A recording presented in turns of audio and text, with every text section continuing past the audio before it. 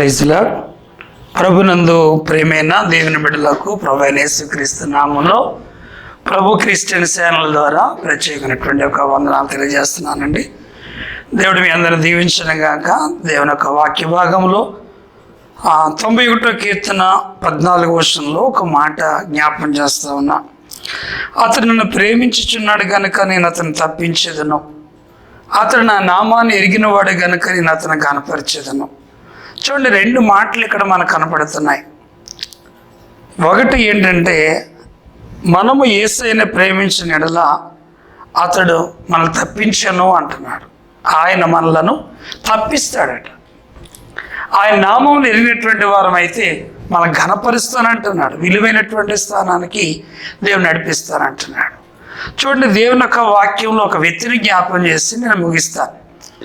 లాజరు అనేటువంటి ఒక భక్తి గల లాజరు అనేటువంటి మార్తా మరియల యొక్క తమ్ముడు యేసును ప్రేమించాడు కాబట్టి అక్కడ మార్త అంటుంది, నువ్వు ప్రేమించినటువంటి లాజరు చనిపోయాడని చెప్తున్నాడు.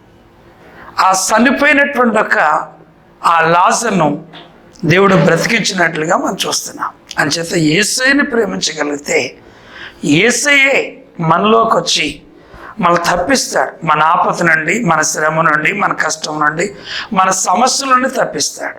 అంత మాత్రమే కాదు, ఘనహీనులుగా ఉన్నటువంటి మనలను ఘనపరుస్తాడన్నమాట. విలువైనటువంటి స్థానం, రాజులతో సమానంగా ఆయన కూర్చోబెడతానని చెప్తున్నాడు.